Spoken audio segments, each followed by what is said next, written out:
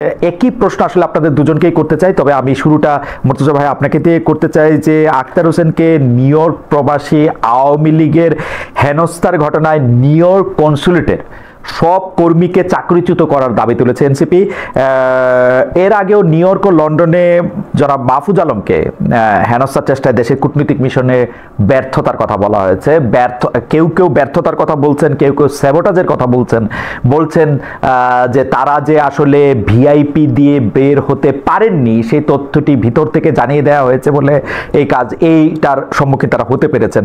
এইটা নিয়ে আপনি আসলে কি বলবেন? আপনার বক্তব্য শুনে আমরা দীপু ভাইয়ের বক্তব্য একটু শুনবো। জনাব গোলাম মুর্তজা। ধন্যবাদ আপনাকে। ঘটনাটা ঘটে গেছে, ঘটনাটা ঘটার পরিপ্রেক্ষিতে এখন নানাবিধ আলোচনা, পর্যালোচনা, আলোচনা, সমালোচনা, নিন্দা ঘটনাগুলো নিয়ে করছে। এনসিপির পক্ষ থেকে যে প্রতিক্রিয়া ব্যক্ত করা হয়েছে, এক ধরনের কি বলবো, এক ধরনের ক্ষিপ্ততা আছে তাদের কথার মধ্যে, এবং সেটাকে আমি মোটেই অস্বাভাবিক কিছু মনে করছি না। এবং তাদের পক্ষ থেকে যে কথাটা বলা হয়েছে যে এখানে যারা দায়িত্বরত ছিল, যদিও কনসুলেট, বাংলাদেশ কনসুলেট, নিউ ইয়র্কের যে বাংলাদেশ কনসুলেট, এটা তো সরাসরি এর সঙ্গে সম্পৃক্ত নয়। নিউ ইয়র্ক কনসুলেট মূলত সম্পৃক্ত 27 তারিখে ডক্টর মোহাম্মদ ইউনূসের যে প্রোগ্রামটা আছে বাংলাদেশি এনআরবির সঙ্গে, মানে প্রবাসী বাংলাদেশিদের সঙ্গে, সেই জায়গাটায় অনেকটা সম্পৃক্ত। এই ইরানের এই প্রোগ্রামের পুরো ব্যাপারটা দেখাশোনা করে এখানে দূতাবাস তো থাকেই ওয়াশিংটন ডিসি, মূলত পার্মানেন্ট মিশন জাতিসংঘের। যাই হোক, সেটা আলাদা ব্যাপার। এরা সবাইকে মিলেই তো একটা সরকার, সবাইকে মিলেই তো পুরো ব্যাপারটা। তো এই কারণেই এই ব্যাপারটা আলোচনায় আছে যে কার ব্যর্থতার কারণে কিভাবে হলো। সরকারের পক্ষ থেকে ইতিমধ্যে একটি ঘটনা বিবৃতি দেওয়া হয়েছে। আর আমি যেটুকু বলি যে এখানে দুটা প্রসঙ্গ এসেছে। আপনার প্রশ্নের মধ্যে তার কিছুটা আছে যে ডক্টর মোহাম্মদ ইউনূসের সফর সঙ্গী হয়ে 6জন রাজনীতিবিদ আসলেন। এই 6 জন রাজনীতিবিদের মধ্যে একজন যেহেতু যুক্তরাষ্ট্রেই থাকেন, সঙ্গে এসেছেন 5 জন। এই 5 জন কেন ডক্টর ইউনূসের সঙ্গে বের না হয়ে, একসঙ্গে বের না হয়ে এই 5 জন কেন আলাদা বের হলো? ডক্টর ইউনূস কেন তাদেরকে সঙ্গে নিয়ে আসলেন না? এই প্রসঙ্গটা সামনে এসেছে। এটার ব্যাপারটা এখন জনে জনে গিয়ে বলা মুশকিল, এবং কতখানি পরিষ্কার করে বলা যায় সেটাও একটা ব্যাপার। তারপরেও আমি যেহেতু আপনার অনুষ্ঠানে যুক্ত হয়েছি, আমি একটু দর্শকদের একটু বলতে চাই। মানুষ বিচার করবে যে আসলে কার ভুল কার ব্যর্থতা, সেটা আলাদা। যখন প্লেন ল্যান্ড করে, উড়োজাহাজটি যখন ল্যান্ড করে, উড়োজাহাজটি কালকে প্রায় 40 মিনিট মতো ডিলে ছিল। যখন ল্যান্ড করার পরে সিক্রেট সার্ভিসের পক্ষ থেকে, যুক্তরাষ্ট্র সিক্রেট সার্ভিসের পক্ষ থেকে পুরো ব্যাপারটা দেখাশোনা করা হচ্ছিল। এমনিতেই ভিআইপিদের, রাষ্ট্রপ্রধানদের নিরাপত্তা দেয়া হয়। আর ডক্টর ইউনূসকে কেন্দ্র করে, সরকারকে কেন্দ্র করে, এনসিপি কে কেন্দ্র করে, যেহেতু যুক্তরাষ্ট্রে আওয়ামী লীগের একটা সন্ত্রাসী কর্মকাণ্ডের আভাস পাওয়া যাচ্ছিল, এবং ইতিপূর্বে তারা সেই সন্ত্রাসী কর্মকাণ্ড করেছিল, প্রতিবাদ নয়, প্রতিবাদ পর্যন্ত আমার কোনো বক্তব্য নাই, প্রতিবাদ করতেই পারে। তো এই সন্ত্রাসী কর্মকাণ্ডের পরিপ্রেক্ষিতে যেহেতু যুক্তরাষ্ট্র সরকারের সকল সংস্থাকে জানানো হয়েছিল বিষয়টি যেন তারা দেখভাল করেন, এবং তারা সেই অনুযায়ী প্রস্তুত ছিল। সিক্রেট সার্ভিস বিশেষ গাড়ি একেবারে এয়ারপোর্টে যে জায়গাটাতে প্লেন থেমেছে প্রথমে, সেই জায়গাতে যায়, সবাইকে সেখানে তারা গাড়ি থেকে নামেন এবং তাদেরকে সেই গাড়িতে সিক্রেট সার্ভিসের তত্ত্বাবধানে তোলা হয়। একটা বিশেষ গেট দিয়ে নিয়ে আসা হয়, সেই বিশেষ জায়গা থেকে নিয়ে আসা হয়। কিন্তু ওই জায়গাটাতে যে বিপত্তিটা বাঁধলো, যে সমস্যাটা যে জায়গাটাতে তৈরি হলো, দেখা গেল যে 5 জন রাজনীতিবিদ যারা সঙ্গে এসেছেন, তাদের যে ভিসা ক্যাটাগরি, সেই ভিসা ক্যাটাগরি ডক্টর যে ভিআইপি গেট দিয়ে ডক্টর ইউনূস অর্থাৎ রাষ্ট্রপ্রধানের সঙ্গে বের হয়ে আসার যে ব্যাপারটা থাকে, তাদের ওই ভিসা ক্যাটাগরি এটাকে পারমিট করে না। তখন এদেরকে বলা হয়, ইমিগ্রেশন থেকে বলা হয় যে এদেরকে এই সাধারণ লাইন দিয়ে যেতে হবে। সেই সময় ডক্টর ইউনূস নিজে গাড়ি থেকে নেমে ইমিগ্রেশনের সঙ্গে কথা বলেন, সিক্রেট সার্ভিসের সঙ্গে কথা বলেন যে তারা আমাদের ভিআইপি, তারা আমাদের সফর সঙ্গী, বাংলাদেশের অত্যন্ত গুরুত্বপূর্ণ মানুষ, বয়স্ক ছিল, তরুণ ছিল, মির্জা ফখরুলের বয়স কথা বলছি আমি, যে এদেরকে একই সঙ্গে যাওয়া দরকার, আমার সঙ্গে যাওয়া দরকার। কিন্তু ইমিগ্রেশন এই অনুরোধটা রাখে না, তারা বলে যে আমার আইন পারমিট করে না। তখন তাদের সাধারণ লাইন দিয়ে আসতে হয়। এবং সাধারণ লাইন দিয়ে আসতে গিয়ে আরেকটু বিপত্তি বাধে। কারো কারো ফিঙ্গারপ্রিন্ট মেলানোর সময় ফিঙ্গারপ্রিন্টের মেশিনের সমস্যা হোক, অন্য যে কোনো কারণে হোক, সেখানে বেশ কিছুটা দেরি হয়ে যায় ইমিগ্রেশন লাইনে। এর মধ্যে সম্ভবত একজনের, ওই যুক্তরাষ্ট্রের থাকে না যে ইমিগ্রেশন অফিসারের কাছে আসলে আবার ফার্দার কিছু চেক করার জন্য আরেকজনের কাছে পাঠায়, একজনের সম্ভবত এরকমও হয়েছিল। সবকিছু মিলিয়ে এদের বের হওয়ার ওই প্রক্রিয়াটা অনেক সময় লেগে যায়, অনেক দেরি হয়ে যায়। অনেক দেরি হয়ে যাওয়ার পরিপ্রেক্ষিতে তারা যখন বের হয়ে আসেন, বের হওয়ার সময় গেটের সামনে আওয়ামী লীগের কিছু লোকজন দাঁড়িয়েছিল, সংখ্যায় যে তারা খুব বেশি ছিল তা নয়। তো ওই জায়গাটাতে দুর্ঘটনাটা ঘটেছে এবং সেই দুর্ঘটনার এখন দায় দেয়া হবে, একে দায় দেয়া হবে, ওকে দায় দেয়া হবে। সরকারের পক্ষ থেকে যেটা করা হচ্ছে, আমি যেটা জানি যে একটা তদন্ত, নিজেরা একটা তদন্ত করা হচ্ছে এবং তদন্ত করে একটু খতিয়ে দেখা হচ্ছে যে আসলে কোন জায়গায় আমাদের নিজেদের কোনো দুর্বলতা আছে কিনা। সেই দুর্বলতা যদি থেকে থাকে, আপনি যেটা বলছেন ভেতর থেকে কোনো তথ্য পাচার করা হয়েছে কিনা, তাদেরকে বিশেষভাবে জানানো হয়েছে কিনা, এই সমস্ত সবগুলো অভিযোগ বিবেচনায় নিয়ে একটু দেখা হচ্ছে যে কোন জায়গা থেকে কি ঘটলো, এবং তার পরিপ্রেক্ষিতে আমার ধারণা যে পরবর্তী আপডেটটা পাওয়া যাবে এবং জানা যাবে। মুর্তজা ভাই, আপনাকে ধন্যবাদ। আপনি মানে একদম মানে ভালো মতোই একজন আমাদের সাবেক কালের পেশা মানে রিপোর্টারদের মতো আপনি চমৎকার বর্ণনা দিয়েছেন। কিন্তু আমি এখানে একটা ছোট প্রশ্ন করতে চাই।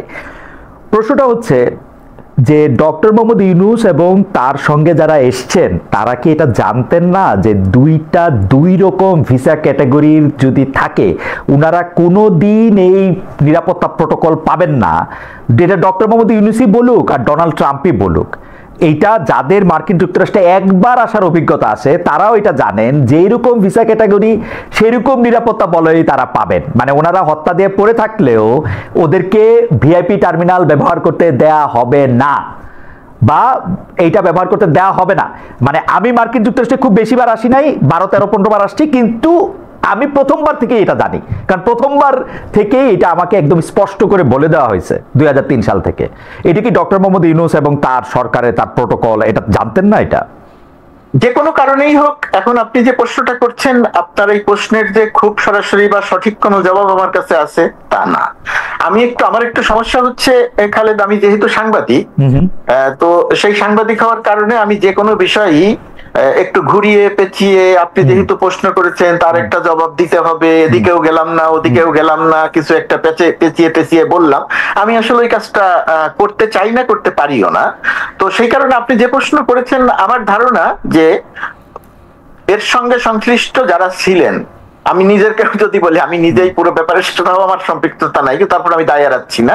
এই ব্যাপারটা ডেফিনেটলি সেইভাবে প্রথম অবস্থাতে নজরে নেওয়া হয় নাই। এর একটা কারণ হয়তো হতে পারে, যেহেতু পলিটিশিয়ানরা একেবারে শেষ দিকে এসে সফরে যুক্ত হয়েছেন, যুক্ত হওয়ার কারণে হয়তো এই বিষয়টি ওইভাবে খতিয়ে দেখা হয় নাই, বিবেচনায় নেওয়া হয় নাই। যদি বিবেচনায় নেওয়া হতো তাহলে হয়তো প্রথম থেকেই জানা থাকতো, যদি জানা থাকতো তাহলে হয়তো বিষয়গুলো এরকম নাও হতে পারতো। নিশ্চয়ই আপনি যে প্রশ্ন করেছেন এবং মানুষ যে সমালোচনা করছেন, এটার তো একটা যুক্তি আছে।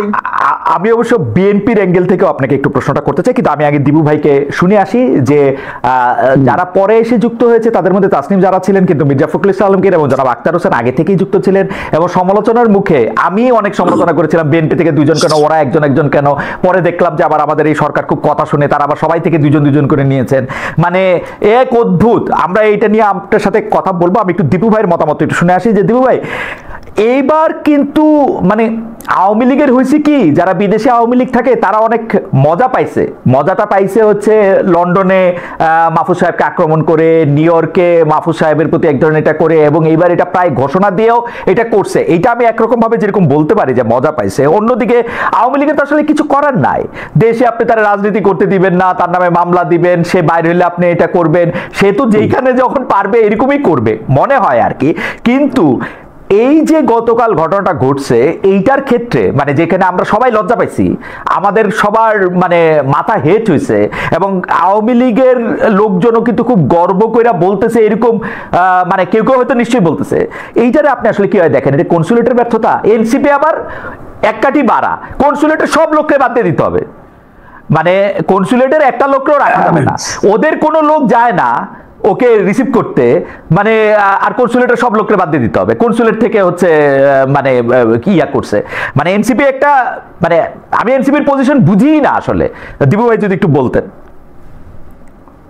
আচ্ছা, আমি বলার আগে আমি একটু ডিফেন্ড করি এই যুক্তিতে যে যেই প্রতিবাদের ভাষাটা তাহলে কি হবে? বিরোধী দলের এই ধরনের প্রতিবাদের ভাষা কি আমরা অতীতে দেখি নাই? গত 15 বছরে আওয়ামী লীগের মানে স্বয়ং যে প্রধান এবং প্রাইম মিনিস্টার শেখ হাসিনা মানে তার বহরকে ঘিরে বা মন্ত্রীদেরকে ঘিরে এরকম অসংখ্যবার কিন্তু ঘটনা ঘটছে। বিষয়টা হলো যে আক্রমণ করা হয়েছে কিনা, কোনো অস্ত্র নিয়ে আক্রমণ করা হয়েছে কিনা, সেটা তো হয়নি। এই ডিম ছোড়া মানে জুতা ছোড়া এগুলি তো অহরহ পশ্চিমা বিশ্বে এইটুক পর্যন্ত আমার ধারণা যে এটাকে আর সন্ত্রাসী ঘটনা মনে করা হয় না, এটাকে তারা মনে করে একটা ক্ষোভ, বিক্ষোভের একটা প্রকাশ হিসেবে দেখে। তো এটা যদি আমরা রাজনৈতিকভাবে বিবেচনা করি তাহলে আমাদেরকে হ্যাঁ অবশ্যই তারা অতিথি, তাদেরকে ডিম ছুঁড়ে মারছে, পিছনে লাগছে এটা, কিন্তু এটা কি মানে রাজনৈতিক ক্ষোভ বিক্ষোভের মধ্যে কি এটা খুবই অস্বাভাবিক? মানে আওয়ামী লীগের পয়েন্ট অফ ভিউ থেকে আমরা যদি বিবেচনা করি যে তারা যদি বলতে পারে যে তাদের তো এইরকম অবস্থার মধ্যে হয়েছে, সুতরাং তারা একটা ডিম মারছে, তারা তো কোনো মানে পাথর মারে নাই, অস্ত্র দিয়ে আঘাত করেনি, তো এটা কি এমন মানে প্রতিবাদের তাহলে কি হবে? দিবু ভাই মানে দিবু ভাই আওয়ামী লীগের বন্ধুরা আমার উপরে রাগ করতে পারে, কিন্তু ঘটনা হইতেছে কি অন্য সময় প্রতিবাদগুলি আমরা দেখছি যে সাবেক প্রধানমন্ত্রী বা তার সরকার অন্য লোকেরা যখন গেছে, এইটা হচ্ছে যে একটা মোটামুটি ভাবে ব্যারিকেড দেয়া একটা জায়গার ওপাশে থেকে তারা স্লোগান দিয়েছেন, তারা অনেক রকম কথা বলেছেন, কেউ নানা ধরনের অঙ্গভঙ্গিও করেছেন। কিন্তু এইখানে হয়েছে কি যখন মির্জা ফখরুল ইসলাম আলমগীর, জনাব আক্তার হোসেন, তাসনিম জারা তারা যখন বাইরে ছিলেন, তারা কিন্তু একদম গায়ে গা লাগোয়া ছিলেন, তারা এতটুকু কাছাকাছি ছিলেন এবং তারা খুবই আক্রমণাত্মক, আমি বলবো কিছুটা অশালীন ভাষায়, কিছুটা না মানে অশালীন ভাষায় তারা গালাগালি করতেছিলেন। এইটা হইছে আর কি, এইটা আমার কাছে মনে হয়েছে যে কিন্তু আমি খালেদ আমি যেই ভাষাগুলি শুনছি তার মধ্যে কিন্তু একজন বলছে যে এই আপারে দিস না, ওই আক্তারকে দে, রাজাকারে দে। হ্যাঁ, এখানেও কিন্তু তাদের মধ্যে কেউ সেন্সিবল লোক ছিল যাতে তাসনিম যারা যেহেতু নারী তার যাতে সম্মান সম্ভ্রমটা রক্ষা হয়। মির্জা ফখরুল ইসলাম আলমগীরকে খেয়াল করেন, উনার এত কাছে, উনারা পারলে কিন্তু ধাক্কা দিলেও কিন্তু বাগে ছিল। মোট কথা আওয়ামী লীগের এই বিক্ষুব্ধ নেতা কর্মীদের বাগের মধ্যে থাকার পরে তারা যেইটুক করেছে এর থেকেও কিন্তু বেশি হইতে পারতো, কারণ কোনো বাধা ছিল না। তাহলে এইটাকেও আমাদের মাথায় রাখতে হবে যে রাজনৈতিক বিষয়টা তো যারা গেছে তারা হয়তো রাষ্ট্রের অতিথি, কিন্তু তারা তো রাজনৈতিক ব্যক্তি, আর যারা বিক্ষোভ করছে তারাও কিন্তু রাজনৈতিক ব্যক্তি। আমি এটাকে সমর্থন করছি না, কিন্তু এটাকে কি একেবারে খুবই অস্বাভাবিক? মানে এরকম দৃশ্য কি পৃথিবীতে ঘটে না? মানে অন্যান্য আমরা মানে পশ্চিমা দেশগুলোতে আমরা তো এরকম অহরহ দেখি, ধস্তাধস্তি, মারামারি পার্লামেন্টের ভেতরে হচ্ছে মানে দুই দলের মধ্যে। তো আমরা এটাকে এত মানে সিরিয়াস নিচ্ছি কেন? এত সিরিয়াস না নিলেও তো পারি, কিন্তু আমরা চাই যে হ্যাঁ যেই দীপু ভাই কি আমাদের সাথে থেকে একটু বিযুক্ত হয়ে গেলেন কিনা?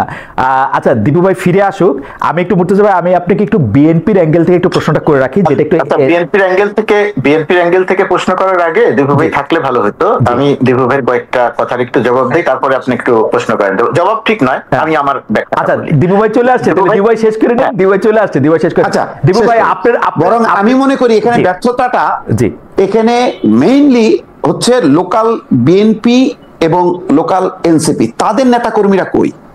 আওয়ামী লীগের থাকলো, কিন্তু ওই পোর্শনের ওরা কোথায়? তারা নেই কেন?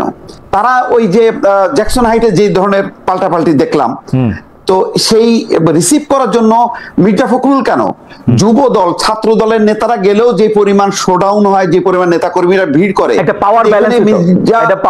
মির্জা ফখরুল ইসলাম আলমগীর সহ যারা যাচ্ছে মনে হচ্ছে এতিমের মতন করে তারা যাচ্ছে কেন?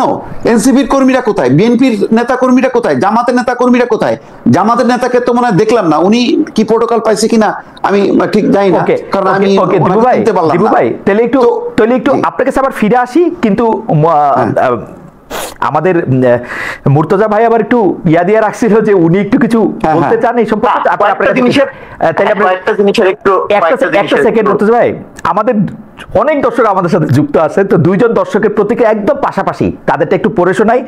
দীপু ভাই, নওশাদ আলী সাহেব লিখছেন যে ফিরোজ সাহেব ইনিয়ে বিনিয়ে এই আওয়ামী সন্ত্রাসীকে জায়েজ করার চেষ্টা করতেছে।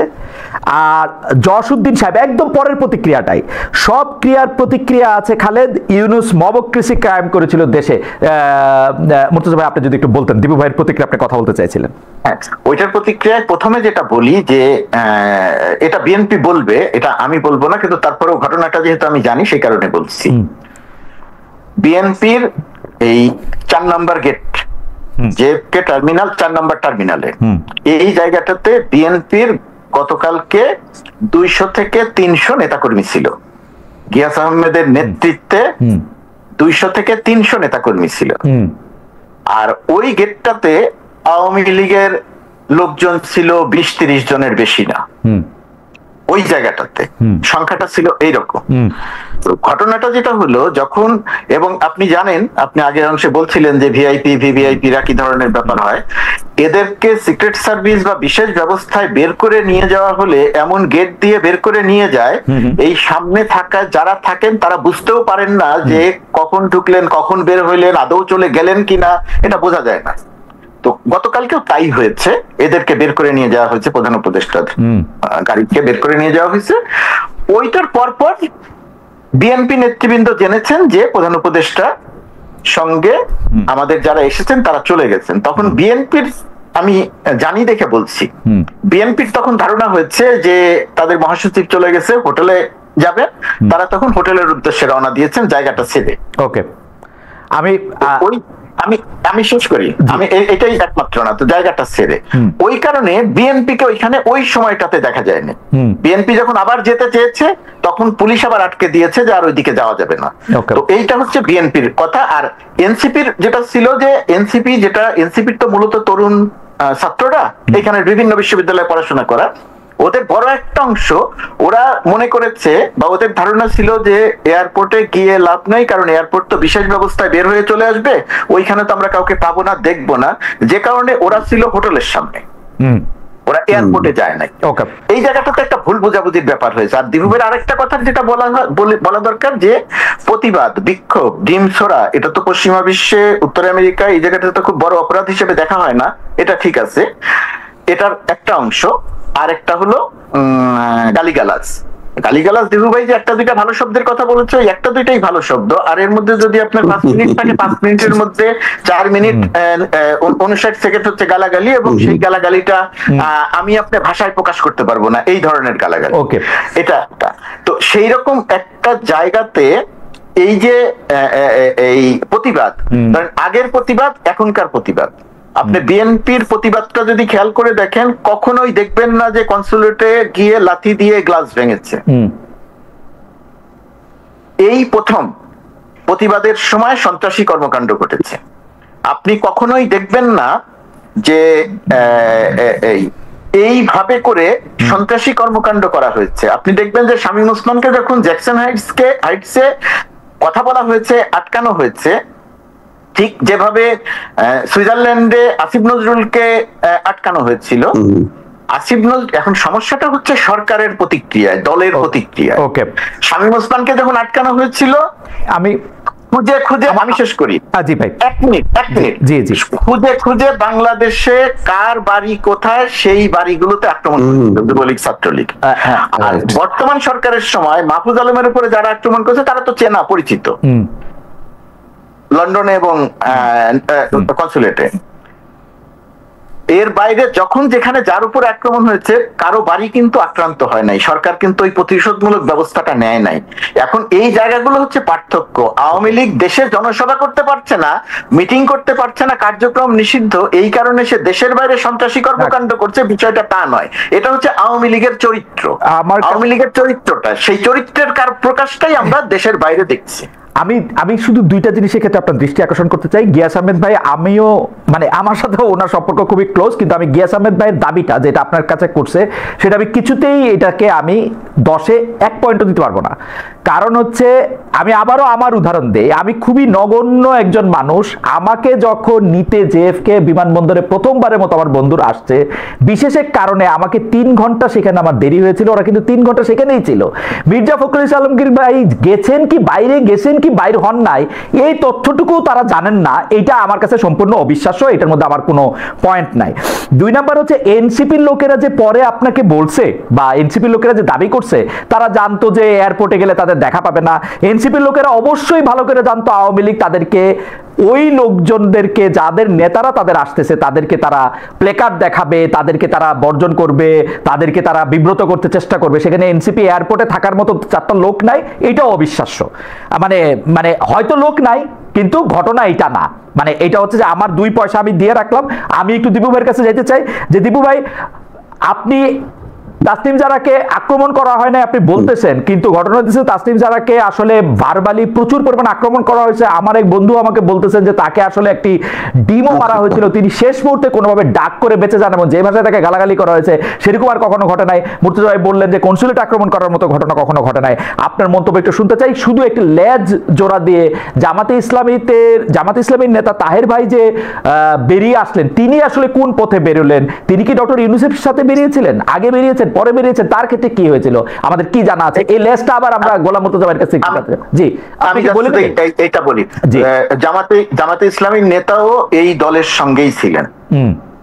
এই দলের সঙ্গে মির্জা ফখরুল ইসলাম আলমগীর ছিলেন, তারেক রহমানের পররাষ্ট্র বিষয়ক উপদেষ্টা ছিলেন, আক্তার ছিলেন, যারা ছিলেন এবং প্রেস উইং এর 2 জন ছিলেন। জি, আমি প্রেস উইং এর 2 জনকে দেখতে পেয়েছি। তাহের ভাইকে আমি এক ঝলক দেখেছি। তারপরে তাহের ভাই কোথায় ছিলেন? তাহের ভাই কোথায়? তাহের ভাই কোথায়? যে জায়গাটাতে ঘটনাটা ঠিক যে জায়গাটাতে ঘটনাটা ঘটেছে সেই জায়গা থেকেই জামাত ইসলামীর নেতাকর্মীরা ওনাকে সেভ করে নিয়ে গাড়িতে তুলেছে এবং আওয়ামী লীগের মূল ক্ষোভটা, মূল রাগটা অন্য কারো উপরে, মির্জা ফখরুল ইসলাম আলমগীরের উপরে তারা যে বিশেষ সম্মান দেখিয়েছে তার কারণটা হচ্ছে মূল রাগটা ডক্টর ইউনূস এবং মূল রাগটা হচ্ছে এনসিপির উপরে। ওকে, মির্জা ফখরুল ইসলাম আলমগীরের আমি একটু দীপু ভাইয়ের কাছে চাই যে দীপু ভাই, ডক্টর মোহাম্মদ ইউনূস হচ্ছে যে তিনি আসলে উনার নিজেকে ছাড়া কাউকে আসলে কেয়ার করেন না। মানে আমার এন্টোরেজ হিসেবে যারা গিয়েছে তাদের নিরাপত্তা নিশ্চিত না করে তিনি নিরাপদে বেরিয়ে গেলেন, এইটা হচ্ছে উনার বিপক্ষে সবচেয়ে বড় সমালোচনা। আর পাশাপাশি সমালোচনা তো আমরা করতেই পারি, এনসিপি কেন তাদের লোক গেল না, বিএনপির লোকেরা কেন চলে আসলো, এটা আমার কাছে কিন্তু একটা বারমুডা ট্রায়াঙ্গেল। মির্জা ফখরুল ইসলাম আলমগীর বাইর হন নাই, কিন্তু তারা জানছে যে উনি বাইর হয়েছেন, এটা হইতেই পারে না। It's an absurd. আমি গিয়াস ভাইকে আজকে পাইলে আজকেও জিজ্ঞেস করবো, এবং গিয়াস ভাই আমার ধারণা, মানে আমি জানি না, আমি গিয়াস ভাইকে পাইলে এটা জিজ্ঞেস করবো। এটা আমার কাছে বারমুডা ট্রায়াঙ্গেল। আমি এটা যতক্ষণ পর্যন্ত না জানতেছি এটা আমি জানতে চেষ্টা করবো। এনসিপির ব্যাপারটাও যদি আপনি বলেন, জামাতের ব্যাপারটাও যদি একটু আপনি আমার বলেন দেবু ভাই। না, মানে আমার কাছে তো এটাও খুব লাগলো যে জামাতের যারা নেতা কর্মী শুধু তাদের নেতাকে নিয়ে বেড়ে চলে গেল, তাহলে অন্যদের ছিল না। আমি ভাবলাম যে ওখানে বিএনপি বা এনসিপির কেউ ছিল না, তাহলে জামাতের নেতা কর্মীরা মানে সবার দায়িত্ব নিল না, এটা কেমন কথা? এটাও একটা মানে আমি মানে এই খটকা লাগতেছে। এছাড়া ভিডিওতে আমি আসলে দেখি নাই, সেই কারণে আমি নিশ্চিত না, থাকারই কথা যে তারা একসাথেই বের হয়েছে। হয়তো মানে জামাত তো অনেক কৌশলী, তারা হয়তো আগে থেকে খবর জানতো, হয়তো খুব দ্রুতই তার নেতাকে আলাদা করে নিয়ে চলে গেছে, এটা হইতে পারে।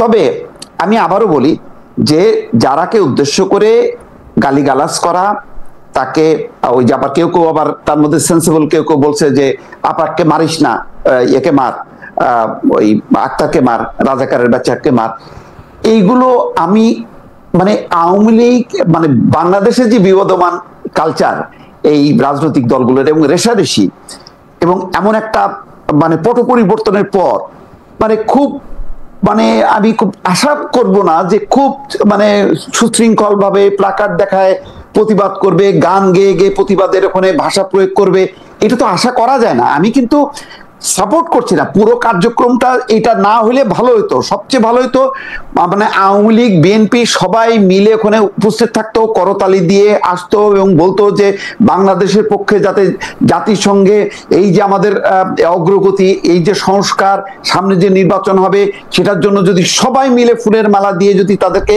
নেতৃবৃন্দকে মানে স্বাগত জানাইতো, তাহলে খুবই খুশি হতো এবং এটা মানে বিশ্বে একটা অন্যরকম একটা খবরও হতো। কিন্তু এটা তো আশা করা যায় না, এটা তো আমরা সব জানি কিন্তু আমি বলছি যে এর চেয়েও খারাপ হতে পারতো। সেই তুলনায় আমি মনে করি যে এটা এত মানে মারাত্মক খারাপ হয়নি। কিন্তু তার মানে এই নয় যে আমি সাপোর্ট করছি। একটা গণমাধ্যম কর্মী হিসাবে আমি সব সাইটই ব্যাখ্যা করব। মানে এখানে তো ধরেন মানে আওয়ামী লীগ সাইটে কেউ ব্যাখ্যা দেওয়ার কেউ নেই। আমি সেই কারণে মানে স্বপ্রণোদিত ওই রাষ্ট্র নিযুক্ত মানে উকিল হিসাবে আমি কথা বলতেছি আর কি, যে আওয়ামী লীগকে ডিফেন্ড করতেছি অনেকটা বলতে গেলে। যে আমি তো বাংলাদেশের রাজনীতির কালচারটা বুঝি, নিউ ইয়র্ক জ্যাকসন হাইটের কালচার আর এখানকার কালচারের মধ্যে কোনো পার্থক্য নেই। সেই রেশারেশি কামড়া কামড়ি এখানে বাংলাদেশে হয়তো আওয়ামী লীগ এখন হয়তো গোপনে চলে গেছে, কিন্তু জ্যাকসন হাইটে বা নিউ ইয়র্কে আমেরিকায় তো তারা আর পালাবে না। তারা যখন উপস্থিত থাকবে তখন তাদের কালচার কি হতে পারে, যখন তারা ছিল না অন্য পক্ষ যখন ছিল তাদের কালচার কি ছিল, সেগুলো তো সবই দেখেছি জেনেছি। আমি এটা একটু অন্যভাবে প্রশ্ন করে দিব ভাই, আপনার কাছে কি মনে হয় যে ধরা যাক আওয়ামী লীগের মানে এক অদ্ভুত, আবার সরকারের ব্যাখ্যা আমি বুঝি না। সরকার একসময় বলে যে সরকারের ব্যাখ্যা হচ্ছে আওয়ামী লীগের কার্যক্রম নিষিদ্ধ করা হয়েছে। এখন কার্যক্রম নিষিদ্ধের সাথে দল নিষিদ্ধের পার্থক্যটা কতখানি সেটা আমি ঠিক বুঝতে পারি না। কিন্তু আওয়ামী লীগ যদি এখন তাদের কার্যক্রম নিষিদ্ধের জায়গা থেকে আন্তর্জাতিকভাবে এইটার একটা মানে তৈরি করতে চায়, যে কারণে এখানে আওয়ামী লীগ বিএনপি করা, সেটা কি তাদের পক্ষে গেল? মানে আজকে যে কাজটা, গতকাল যে কাজটা আওয়ামী লীগ করেছে, তার কিছুদিন আগে যে কাজটা আওয়ামী লীগ করেছে, সেটা কি তাদের পক্ষে যাচ্ছে ঘটনাটা? মানে আপনার বিবেচনায় কি মনে হয়? না না না, এটা তো পক্ষে যাচ্ছে না, বরং এটা আমি মনে করি যে আওয়ামী লীগের জন্য আরো ক্ষতি হলো। এই ঘটনার পর দেখবেন যে বাংলাদেশ থেকে মানে বিএনপি, জামাত, এনসিপি সবাই একযোগে এটা নিন্দা করছে এবং তারা ঐক্যবদ্ধ হলো। বরং আগামী নির্বাচনে যাতে তারা অংশ না নিতে পারে সেই দাবিটা কিন্তু আজকে জোরালো হলো। এবং ইতিমধ্যে কিন্তু এনসিপির নেতা নাহিদ ইসলাম কিন্তু সেই দাবিটা করছে যে তাদেরকে পুরোপুরি মানে দলগতভাবে তাদেরকে যাতে নিষিদ্ধ করা হয়, যাতে নির্বাচন না করতে পারে। এমনিতেই জাতীয় পার্টি সহ তাদেরকে মানে নির্বাচনে যাতে না আসতে পারে এই ব্যাপারে একটা দাবি আছে, যেখানে বিএনপি চাচ্ছে যে সবার অংশগ্রহণে একটা নির্বাচন হোক। এখন কিন্তু এটা আরো মানে জোরালো হইলো। ফলে এই ঘটনার মধ্য দিয়ে বিএনপির কিন্তু রাজনৈতিক কোনো প্লাস পয়েন্ট হলো না। মানে এইটুক নোংরামি না করলেও পারতো। তারা মানে একটা সুশৃঙ্খল ভাবে যদি প্রতিবাদ করতো তাহলে বরং বলতো যে না এইটুক তো তাদের গ্রহণযোগ্যতা আছে যে তারা প্রতিবাদ করছে, বরং এইটা করে তারা নিজের পায়ে কুড়াল মারলো। আমি একটু মুর্তজা ভাইয়ের কাছে আসি, যে মুর্তজা ভাই প্রতি বছর জাতিসংঘের অধিবেশন হয়, সেই জাতিসংঘের অধিবেশনে মানে সরকার প্রধানরা আসেন, বাংলাদেশ থেকে সরকার প্রধানরা সাধারণত আসেন, বিশ্বের নানা দেশ থেকে, অধিকাংশ দেশ থেকে সরকার প্রধান আসেন। কিন্তু এইবারে আমার চোখে পড়লো যে তিনটি দল থেকে প্রথমে 4 জন নেতা, পরে সমালোচনার মুখে বিএনপির সমান সমান করে অন্য 2 দল থেকেও 2 জন করে নেতা নিয়ে আসা হলেও কেউ কেউ বলছেন ডক্টর মোহাম্মদ ইউনূস একটি মানব ঢাল ব্যবহার করলেন। কারণ তিনি ডক্টর মোহাম্মদ ইউনূস জানতেন যে তিনি বিদেশে এখন চরম, মানে দেশে যেহেতু তাকে নিয়ে কিছু বলা যায় না, বলা যায় তার যেহেতু শুনতে হয় না, বিদেশে গেলে হয়তো শুনতেও হবে, সেই জন্য তিনি একটি মানব ঢাল হিসাবে রাজনৈতিক নেতাদের নিয়ে আসলেন। এইটার ব্যাপারে আপনার কি মনে হয়, যে মানে আসলে কি মির্জা ফখরুল ইসলাম আলমগীর, জনাব আখতার হোসেন এবং জনাব আবু তাহেরকে আনা হলো যাতে মানে মনোযোগটা ওদিকে থাকে বা ডিম যা থাকে তা ওদিকেই যায়, ডক্টর মোহাম্মদ ইউনূসের দিকে না যায়? ব্যাপারটা কি এরকম? দেখেন খালেদ, এটা যুক্তি হিসেবে খুব দুর্বল যুক্তি। যারা এই যুক্তিটা দিচ্ছেন আমি তাদের যুক্তিকে খুবই দুর্বল যুক্তি মনে করছি এবং এর কোনো বাস্তব ভিত্তি নাই। তার কারণ হচ্ছে ডক্টর ইউনূস বা তার সফরসঙ্গীদের নিরাপত্তা দেওয়ার ব্যবস্থা বেসামরিক কেউ করে না। নিরাপত্তা দেওয়ার ব্যবস্থাটা করবে যুক্তরাষ্ট্রের সর্বোচ্চ সংস্থা। এটা ডক্টর ইউনূসও জানেন, আপনি সবাই এটা জানেন। এখানে বিএনপি তার নিরাপত্তা দিবে না যে ডক্টর ইউনূস এই কারণে মির্জা ফখরুলদেরকে নিয়ে আসবেন। কি কারণে নিয়ে এসেছেন সেটা নানা রকমের ব্যাখ্যা হতে পারে। দেখেন, আগামী 5-6 মাসের পরে নির্বাচন, এই সরকার থাকবে আর 5-6 মাস, তারপরে গিয়ে নির্বাচনের মধ্য দিয়ে একটা রাজনৈতিক দল একটা ছোট্ট মানে ইনফো আপনার সঙ্গে একটু শেয়ার করি। আমার একজন বন্ধু তিনি জানাচ্ছেন যে বিএনপি অ্যাক্টিভিস্টরা লন্ডনে বাংলাদেশ হাই কমিশনরে ভ্যান্ডালাইজ করছে, পিকচার এবং ফার্নিচার ভাঙচুর করছে। মানে কখনো এটা করে নাই অর্থে তিনি এটা আমাকে জানাইছেন। মানে মানে আপনি যদি এইটাও একটু পরে আপনার অন্য কথার মাঝখানে যদি একটু বলতেন। জি, তো মির্জা ফখরুলদের নিয়ে আসার কারণ আমার কাছে মনে হচ্ছে যে যেহেতু আগামী 5-6 মাস পরে একটা নির্বাচন, সেই নির্বাচনের মধ্য দিয়ে রাজনৈতিক একটা সরকার গঠিত হবে, রাজনৈতিক একটি সরকার ক্ষমতায় আসবে, দেশ পরিচালনা করবে। সেরকম একটা সময়ে ডক্টর মোহাম্মদ ইউনূস যখন জাতিসংঘের সফরে আসছেন, এখানে জাতিসংঘের ভেতরে এবং বাইরে যুক্তরাষ্ট্র সরকারের বহু সংস্থার সঙ্গে, বহু মানুষের সঙ্গে ডক্টর ইউনূসের মিটিং হবে, আলোচনা হবে নানাবিধ বিষয় নিয়ে। ইভেন এই সমস্ত বিষয়ের মধ্যে যে বাংলাদেশের জন্য গুরুত্বপূর্ণ বাণিজ্যিক যে সমস্ত বিষয় আছে সেই সমস্ত বিষয়ে আলোচনা হবে। এই জায়গাটাতে চাওয়া হয়েছে এইরকম ভাবে যে যদি রাজনৈতিক নেতৃত্ব ডক্টর ইউনূসের এবারে সফরসঙ্গী হয়ে আসেন, তাহলে যুক্তরাষ্ট্র সরকারের সঙ্গে, ইউএন এর সঙ্গে বাংলাদেশ সরকারের বা ডক্টর ইউনূসের সরকারের যে সমস্ত আলোচনা চলছেন, রাজনৈতিক নেতৃত্ব তার অংশীজন থাকলেন, তাদের দেখা থাকলো, জানা থাকলো, বোঝা থাকলো, এটা বাংলাদেশের জন্য, পরবর্তী সরকারের জন্য আলোচনা বা যা কিছুই বলি না কেন সেইটার জন্য একটা সহায়ক পরিবেশ তৈরি হবে। আর আরেকটা জিনিস, যে রেওয়াজ ছিল না সরকারি দলের বাইরে কখনো রাজনৈতিক দলের কর্মী নেতাদেরকে সম্পৃক্ত করা, এই সরকার হয়তো সেটাও একটা দেখাতে চেয়েছে যে রাজনীতিতে সক্রিয় দলগুলো, সেই দলগুলোর নেতাদেরকেও সফরসঙ্গী করা হলো। এইগুলো অনেক কিছু কারণ হতে পারে, কিন্তু এই কারণটা কোনোভাবেই ওই কারণ না যে মানব ঢাল হিসেবে ব্যবহার করার জন্য বিএনপি যাতে আওয়ামী লীগের বিপরীতে মাঠে থাকে সেটা প্রমাণ করানোর জন্য বা কৌশলের অংশ হিসেবে রাজনৈতিক নেতৃবৃন্দকে নিয়ে আসা হলো। এটা যুক্তি হিসেবে আমার কাছে অত্যন্ত দুর্বল যুক্তি, এবং আমার কাছে অবশ্যই কোনো ভিত্তিমূলক যুক্তি মনে হয় না।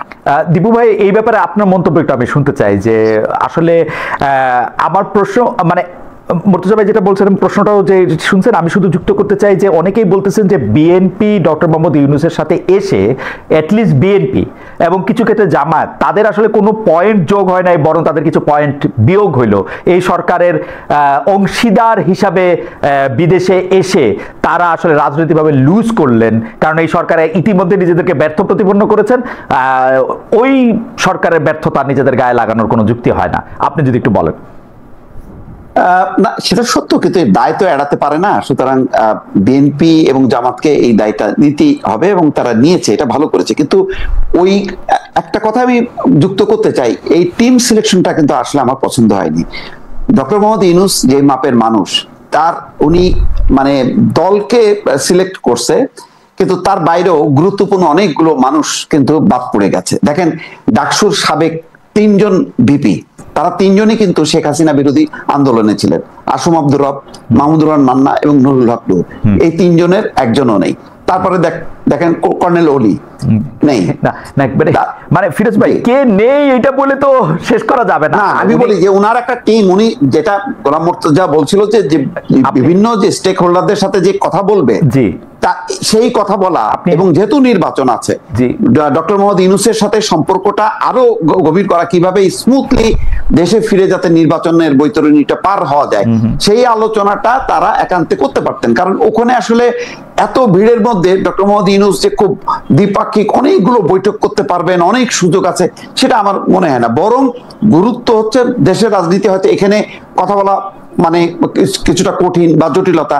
সেই 10 জন 8 জন বা 10 জন যদি নিউ ইয়র্কে যেতেন, কথা বলতেন, তাহলে এই টিম সিলেকশনটা ভালো হতো এবং এটা প্রেজেন্টেবল হতো। এখন আপনি এনসিপি কে বিবেচনা করলেন, তাহলে ওই যে এবি পার্টি মুজিবুল হক মঞ্জু নাই কেন, গণ অধিকার পরিষদ নেই, এই প্রশ্নগুলি আমি বললাম আজকে, এই প্রশ্নগুলি কিন্তু উঠবে। এই সিলেকশনের ক্ষেত্রেও আমার মনে হয় যে আরেকটু ম্যাচুরিটি পরিচয় দিলে ভালো হতো। এই আলোচনাটা দরকার ছিল সামনে। এনসিপি হচ্ছে ডক্টর মোহাম্মদ ইউনূসের কৃতজ্ঞতার বহিঃপ্রকাশ। উনারা এনসিপিরা ডক্টর মোহাম্মদ ইউনূসকে বসাইছে, এনসিপি বিপ্লবের দল, এনসিপি থাকবেই। জামায়াত এবং বিএনপি দুইটা বড় দল হিসেবে ছিল। মানে ডক্টর মোহাম্মদ ইউনূসের পলিটিশিয়ান সিলেকশন হচ্ছে এনসিপি এন্ড আদার টু। আমি মনে করি যে উনি যেহেতু ব্যক্তি, ওনার উচিত ছিল যে এখানে রাজনৈতিক প্রজ্ঞাটাকে সামনে আনা। এখানে মানে দলের চেয়ে ব্যক্তি গুরুত্বটা দিলে ভালো হতো, এটা আমার বিবেচনা। এটা অন্যরা হয়তো বিবেচনা নাও করতে পারে। আর এনসিপি তো অবশ্যই তাদের একটা প্রতিনিধি 1 জন বা 2 জন থাকলো, 5 জনও থাকলো, কিন্তু এটাও মাথায় রাখা দরকার যে সময় মানে এই বিপ্লবটা সংগঠিত হয়েছে বা গণঅভ্যুত্থান সংগঠিত হয়েছে, তখন কিন্তু এটা এনসিপি না, তখন কিন্তু বৈষম্য বিরোধী ছাত্র আন্দোলন প্রতিনিধি তারা। তো সুতরাং ওই চরিত্র আর এই চরিত্র কিন্তু এক করা যাবে না। এখন এই দলটা যদি এতই গুরুত্ব হইতো, তাহলে নিবন্ধনটা দেরি হচ্ছে কেন? নিবন্ধন তো পেয়ে যেত। আজকে দেখলাম শাপলাও তাদেরকে দেয়নি।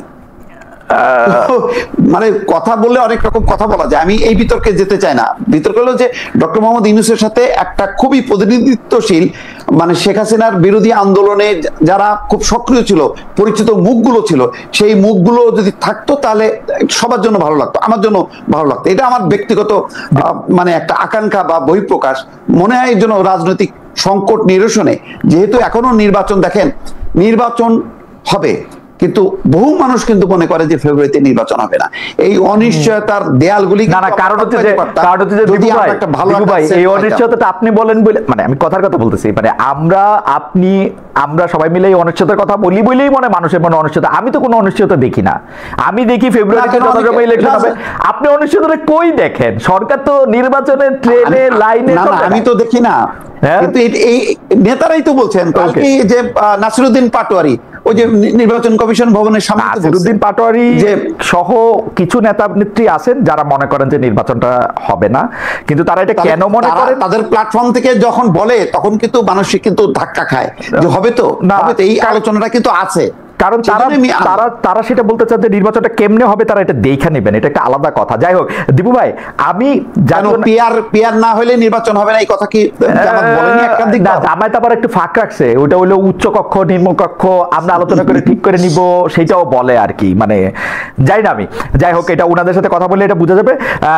তবে মুর্তজা ভাই, আজকে আপনাকে আমার বন্ধুরা অনেক বেশি দেখতেছেন। এইখানে আমার একজন সিনিয়র বন্ধু যিনি আমেরিকাতে থাকেন, তিনি বলতেছেন যে 60-70 জনের মতো জামাতে ইসলামীর সমর্থকরা গিয়ে ফুলেল শুভেচ্ছা দিয়ে জনাব আবু তাহেরকে সেখানে রিসিভ করেছেন এবং তাকে নিয়ে আসলে খুব আনন্দ করতে করতে তারা সেখান থেকে চলে গিয়েছেন। একই জায়গায় থাকা বিএনপির, মানে ওনারা আরেকটা প্ল্যাটফর্মে ছিলেন, তারা এখানে এসে পৌঁছাতে পারেন না এবং তারা ভুল খবর পেয়েছিলেন।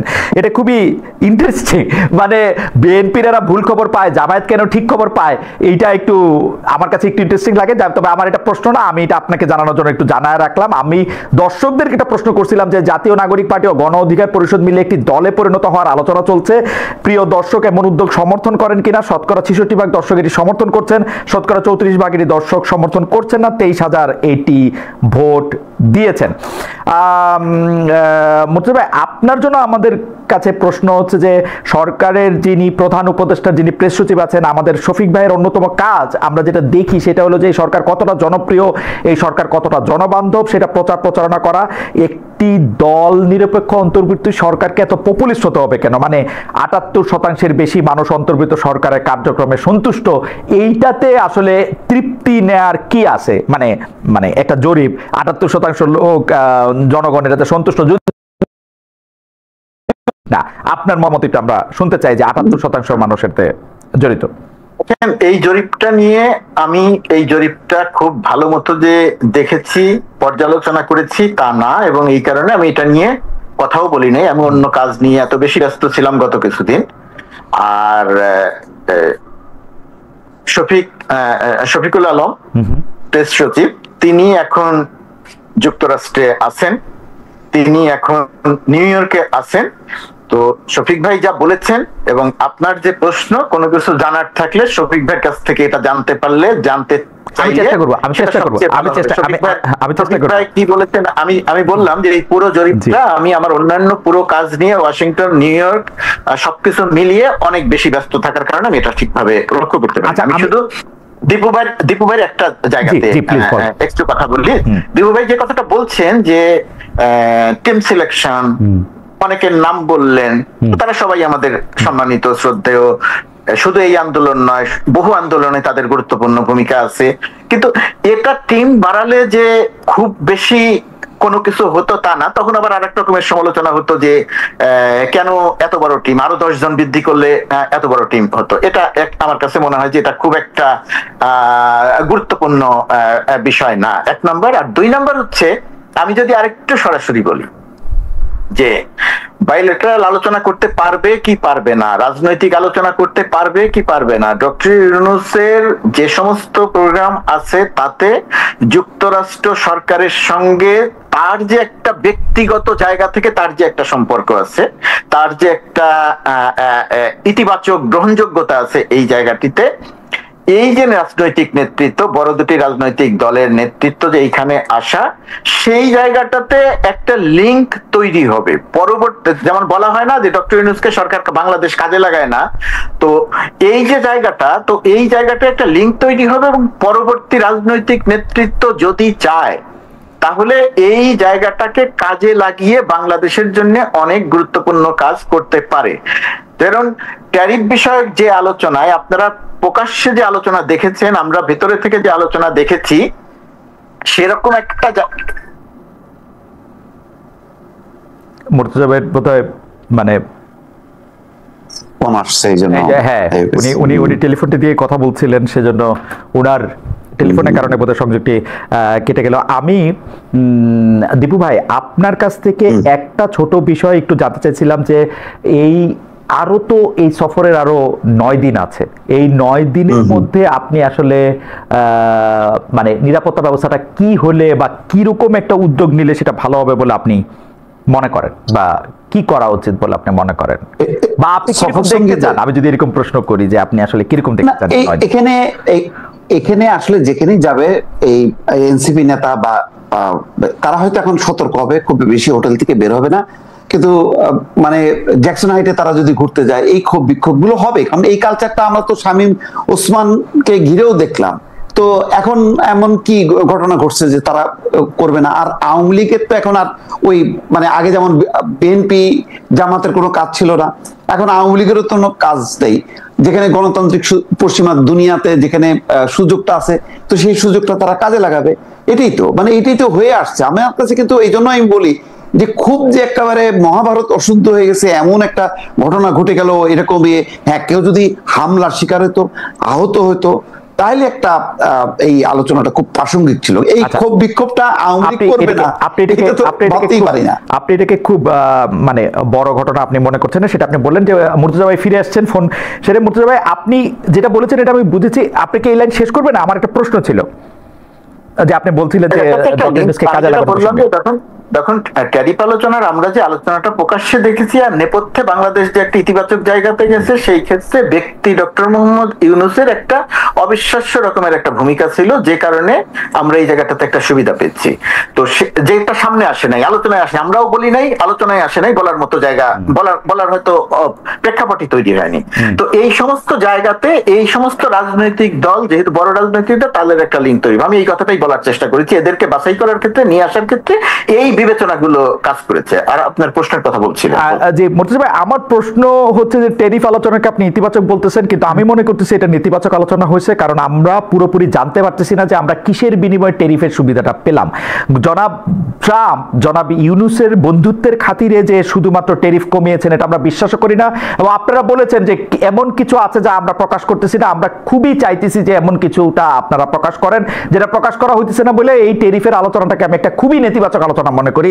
2 নম্বর আমি একটু বলি যে আপনি বলবেন আপনি আমাকে এইটাও বলবেন, 1 বছরের বেশি সময় ধরে ডক্টর মোহাম্মদ ইউনূস ক্ষমতায় আছেন, 1 বছরের বেশি সময় ধরে ডক্টর মোহাম্মদ ইউনূস কূটনৈতিকভাবে এমন কিছু করেছেন কিনা যেটা পরবর্তী বা পূর্ববর্তী সরকার প্রধানদের জন্য একটি ফুট স্টেপ বা একটা মানে একটা মাইলস্টোন হিসেবে আমরা বিবেচনা করতে পারি যে এটা উনি ছাড়া আর কেউ করতে পারতেন না। আপনি প্রথমে একটু ট্যারিফের কথাটা যদি একটু বলেন।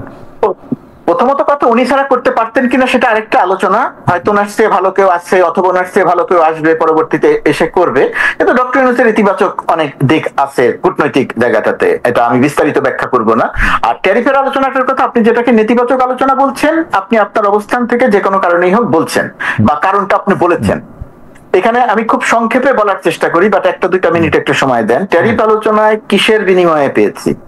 ট্যারিফ আলোচনাটা হয়েছে বাংলাদেশের সঙ্গে যুক্তরাষ্ট্রের যে ব্যবসা, সেই ব্যবসায় যুক্তরাষ্ট্র কি চায় এবং বাংলাদেশ কি দিতে চায় এবং বাংলাদেশ কি চায় তার উপরে ভিত্তি করে।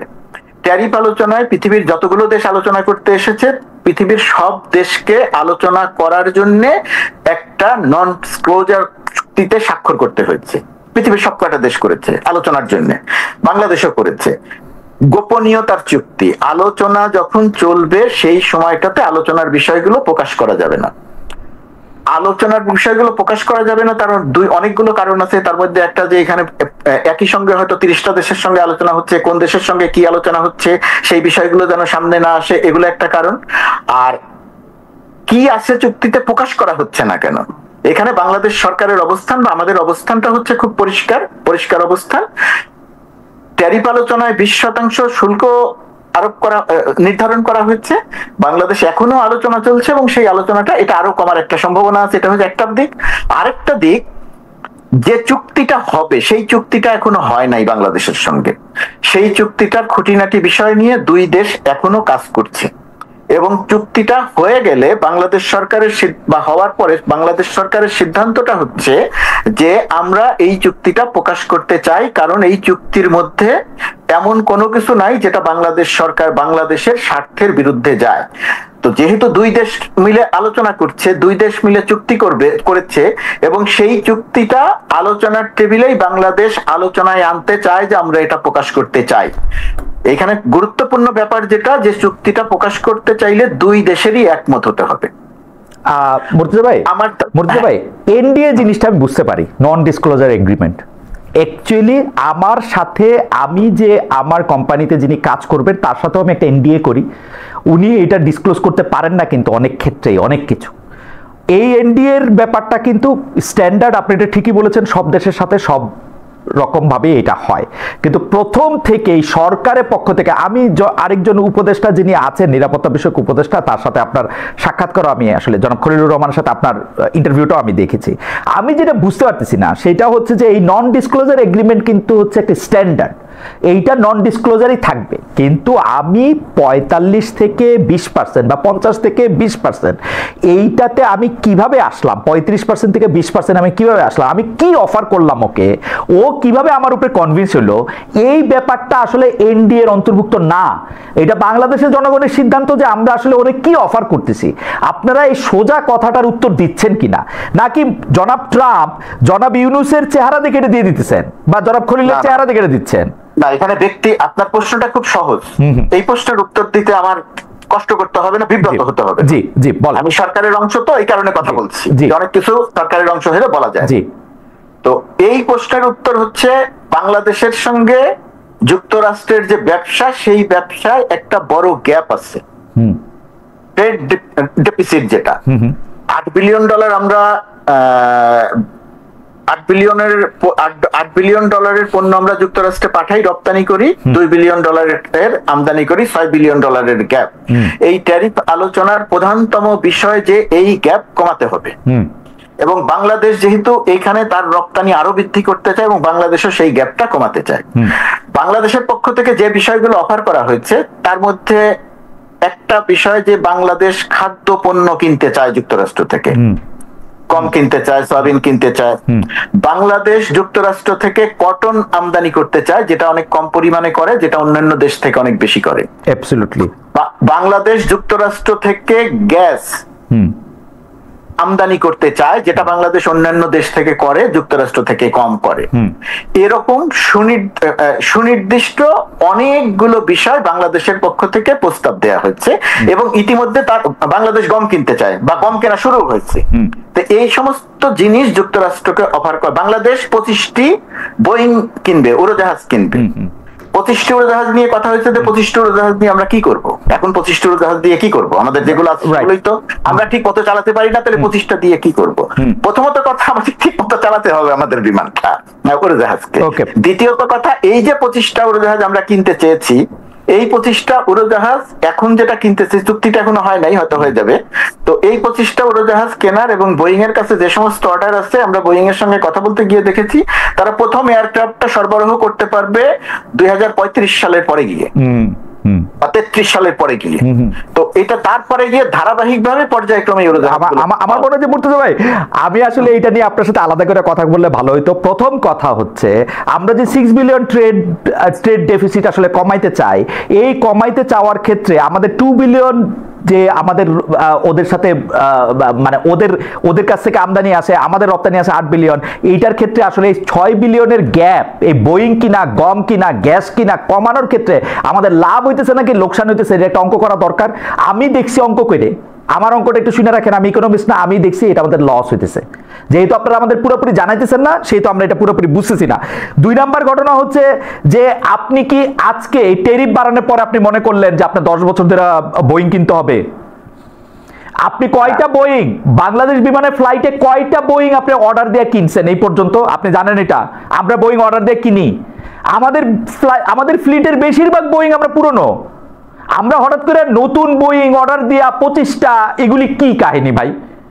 খালেদ, এখন আমাদের বাংলাদেশ বিমান, আমি তো বিমান বিশেষজ্ঞ না, কিন্তু বাংলাদেশ বিমান বা বিমান বাংলাদেশ এয়ারলাইন্সে কত 21-22টা উড়োজাহাজ আছে।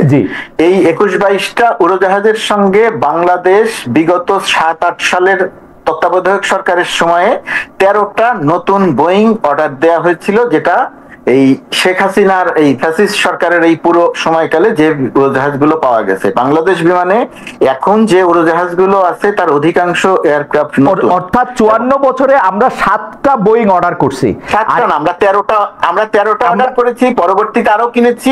আমরা নতুন এয়ারক্রাফট কিনেছি প্রায় 15 বা 16টা। আমার ডাউট আছে মুর্তজা ভাই, আপনি আবার একটু চেক করে দেখেন। 15-16টা নতুন বিমান, 15-16টা নতুন বিমান আমরা 21টার মধ্যে কিনছি কিনা? আমরা একবারে অর্ডার করেছিলাম মাহবুব জামিল, সিঙ্গারের মাহবুব জামিল যখন 7-8 সালের তত্ত্বাবধায়ক সরকারের প্রধান উপদেষ্টার বিশেষ সহকারী, তখন তার সময়, এবং এখন দুদকের যিনি চেয়ারম্যান আব্দুল মোমেন, এই মোমেন ছিলেন বিমানের এমডি। এই দুইজনের সঙ্গে আপনি ইয়েকে পাচ্ছেন না এখন, কি বলে, ঠিক আছে, আমি মানলাম যে আমাদের আসলে আমাদের 25টা বোয়িং এর দরকার ছিল, কিন্তু এটা আমরা টেরিফটা বাড়ানোর পরেই আমরা এটা বুঝছি কিনা, ওগুলি আমাদের কাছে প্রশ্ন। আমাদের লাভ হইতেছে না লস হইতেছে 6 বিলিয়ন আপনি যেটা বললেন যে হিসাব করে লস হইতেছে, কোন জিনিসের দাম তুলনামূলকভাবে একটু বেশি হচ্ছে। আমি একটু বেশি না ভাই, আমি সহজ হিসাব বুঝি। আপনি যদি এই সুতা সেন্ট্রাল এশিয়া থেকে, টার্কি থেকে, ইন্ডিয়া থেকে বা পাকিস্তান থেকে না কিনে আমেরিকা থেকে কিনেন, আপনার হচ্ছে লিড টাইম থেকে শুরু করে সুতার দাম আপনার বেশিই পড়বে, এটাতে কোনো সন্দেহ নাই ভাই। আমি জানি না এটা আমাদের যদি পুরো জানতে। জি খালেদ, সুতাটা আমদানি করছে বেসরকারি ব্যবসায়ীরা, সরকার আমদানি করছে না। রাইট। বেসরকারি ব্যবসায়ীরা তখনই এই সুতা আমদানি করবে যখন তাদের ব্যবসা হবে এবং বেশি দাম দিয়ে কিনতে হবে না। সুতরাং এই গ্যাস কিনবে বেসরকারি ব্যবসায়ীরা, ওকে ঠিক আছে, সয়াবিন কিনবে বেসরকারি ব্যবসায়ীরা। আমার মনে হয় যে ব্যবসায়ীরা যদি হিসাব করে দেখে ওরা লাভ পাইলে আমার এখান থেকে বেশি দাম দিয়ে কিনতে হবে, আমার লাভ হবে না, সুতরাং ব্যবসায়ীরা তখন এখান থেকে কিনবে না। ইতিমধ্যেই কিন্তু তারা কটনের আমার মনে হয় যে আমরা একটু দীপু ভাইয়ের কাছে শুনি। যে দীপু ভাই, আপনি যেটা হচ্ছে যে পুরো আলোচনাটা শুনলেন, আমরা মূল প্রশ্ন করার আগে আপনি এই ব্যাপারে আপনার কোনো মন্তব্য থাকলে আপনি একটু করতে পারেন। আমাদের একটা প্রশ্ন আছে আপনার জন্য। না, ওইটাই তো এখন পুরো বিষয়টা বলা যাচ্ছে না, এই কারণে যে এই চুক্তির পুরো বিষয়বস্তুটা যতক্ষণ না প্রকাশ না হচ্ছে ততক্ষণ কিন্তু আমরা কনক্লুশনে আসতে পারছি না। কিন্তু দৃশ্য তো মনে হয় যে আমরা বোধহয় কিছুটা নাকে খত দিয়ে আমরা এটা এই চুক্তিতে সই করছি বলেই আমরা এটা প্রকাশ করতে পারছি না, বলতে পারছি না। এবং এই যে কিছু কিছু পণ্য যে কেনার বিষয়টা, সেই পণ্য যদি এতই মানে যদি কেনা যেত, তাহলে তো ব্যবসায়ীরা অনেক আগে থেকে আমেরিকা থেকে তুলা, গ্যাস, অন্যগুলি কিন্তু কেনা না কেন? এই যে প্রতিযোগিতামূলক ভাবে দেখে, যদি তুরস্ক থেকে পাওয়া যায় সস্তায়, মধ্যপ্রাচ্য থেকে সস্তায় পাওয়া যায়, বা অন্যান্য দেশ থেকে, সেই জন্য তারা আমেরিকা থেকে কেনে না। এখন তো অনেকটা বাধ্য। মার্কিন যুক্তরাষ্ট্রের সাথে আমাদের সম্পর্ক কি পাশাপাশি? ওদের কাছে নাকে খত দিতে হবে কেন? আমরা তো এমনিতেই সারা শরীর দিয়ে খত দিয়ে বসে থাকি। মার্কিন যুক্তরাষ্ট্রের কোন রাষ্ট্রদূত বাংলাদেশে যে প্রটোকল পায়, এটা সারা পৃথিবীতে মিলায় কোথাও পায়? আমরা তো মার্কিন আমরা যদি তাদের প্রস্তাবে রাজি না হইতাম, তাহলে তো আমাদের ওই যে 35% বা 40% দিয়ে এই পরিস্থিতির মধ্যে আমরা পড়তাম। সেটা থেকে বাঁচার জন্য আমরা যেটা করলাম, সেইটা আলটিমেটলি ভালো হলো কি মন্দ হলো, এই পুরো চুক্তির বিষয়টা আসলে প্রকাশ না হওয়া পর্যন্ত ফাইনাল কনক্লুশনে আসা যাবে না। আমার খালি মনে হয় মার্কিন যুক্তরাষ্ট্র আমাদের সাথে ব্যবসা করে, আমাদেরকে তো চ্যারিটি করে না। ওরা আমাদেরকে যে ট্যারিফটা কমায় রাখছে, কারণ ওদের বাজারেও ওরা জিনিসটা কম দামে চায়, এবং সেটা বিপুল পরিমাণে, তাদের ক্লোদিং এর একটা বিপুল পরিমাণ। যে যাই হোক, হাওয়েভার এটা নিয়ে নিশ্চয়ই আলাদা কথা বলতে হবে, আলাদা কথা বলতে হবে। আর আমি শুধু দীপু ভাইকে বলি, দীপু ভাই, চুক্তি কিন্তু হয় নাই এখন, চুক্তি এখনো হয় নাই, এটা এখনো প্রক্রিয়াধীন, এখনো এটা নিয়ে আলোচনা চলছে, এখনো আরো ট্যারিফ কমানোর আলোচনা চলছে। আর খালেদের ওই কথার সাথে তো আমি একদম সম্পূর্ণ একমত যে এখানে তো চ্যারিটির কোনো ব্যাপার নাই, এখানে তো ব্যবসা, পারস্পরিক ব্যবসা, দুই পক্ষের ব্যবসা। রাইট। দীপু ভাই, ওই প্রসঙ্গে থেকে আপনাকে যে প্রশ্নটা করতেছিলাম, আমাকে মানে আমাকে আমার সাথে যাদের দেখা হয়, আমার বন্ধু বান্ধব আত্মীয় স্বজন, তারা অনেকেই জিজ্ঞেস করেন যে মার্কিন যুক্তরাষ্ট্রের যে সেনা দল তারা এখন কক্সবাজারে বা সেন্ট মার্টিনে তারা কি করে। আমি একটা উত্তর তাদেরকে দিতে চেষ্টা করি আমার বুদ্ধি থেকে, যে সেনাবাহিনী উইন্টার কালেক্টিভ করার সময় পৃথিবীর বিভিন্ন দেশে সেনাবাহিনীদের আমন্ত্রণ জানায় এবং তারা এটা করে আসলে। কিন্তু অনেকে আমাকে এরকম জোর দিয়ে বলেন যে না তুমি জানো না বা তোমার এটা বুদ্ধি নাই বোঝার, এটার মধ্যে অনেক রকম অনেক কিছু হচ্ছে। আপনার কি মনে, আপনার কাছে কোনো স্পেসিফিক তথ্য আছে কিনা? আপনার কাছে শুনে আমরা মুর্তজা ভাইয়ের কাছ থেকে একটু শুনতে চাইবো যে এইটা কি আসলে, মার্কিন যুক্তরাষ্ট্রের সেনাবাহিনী কেন বাংলাদেশে কি করে?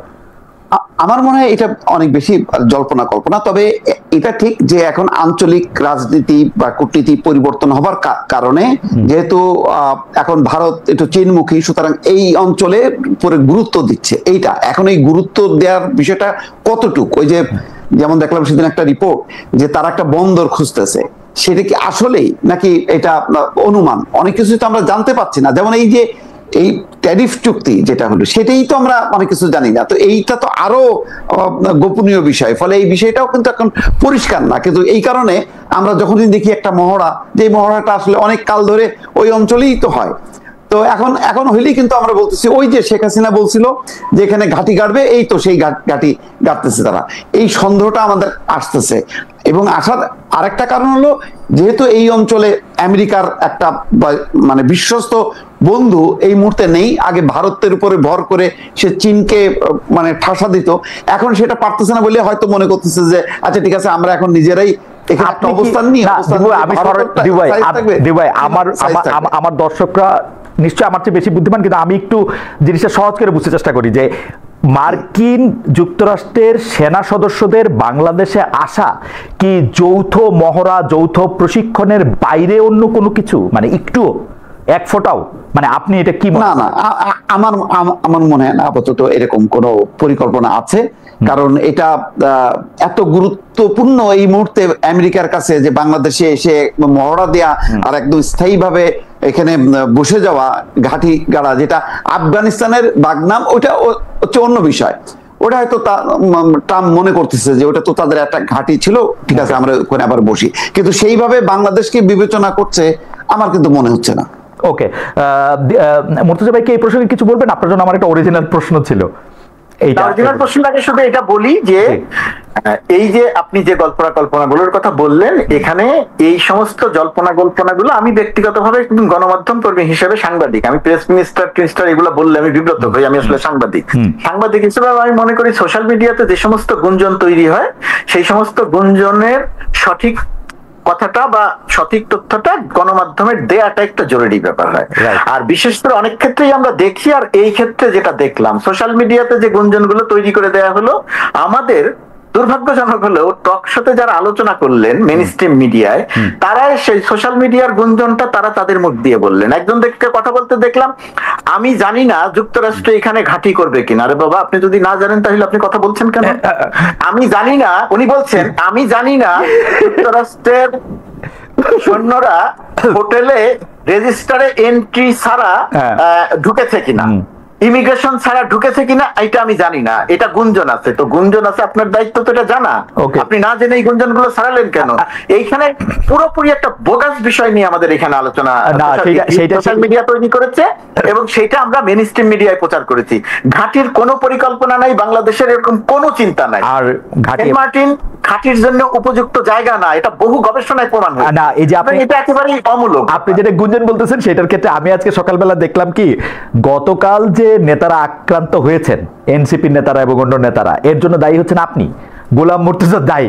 তো এটা খুবই খুবই ইন্টারেস্টিং। আপনিও নিশ্চয়ই দেখেছেন এবং আমাদের অনেকেই এরকম করে বলছেনও, মানে ইনফ্লুয়েন্সারদের মধ্যে কেউ কেউ নিশ্চয়ই বলছেন, নাইলে গোলাম মুর্তজা দায়ীটা কোত্থেকে আসলো এবং গোলাম মুর্তজা কেন দায়ী, এইটা আমি একটু অনুসন্ধান করতে গিয়ে দেখলাম যে আপনি আসলে সরকারি চাকরি, যেটাকে আপনি আসলে চাকরি মনে করেন না, সেটাতে হচ্ছে ডাকসুতে আপনি একটি বিশেষ দলের বিপক্ষে একদম অবস্থান নিয়েছিলেন এবং সেটা ঘোষণা দিয়ে সেটা আপনি করতে পারেন কিনা তারপর থেকে এটা আরো বেশি হইতেছে, এইটা একটা।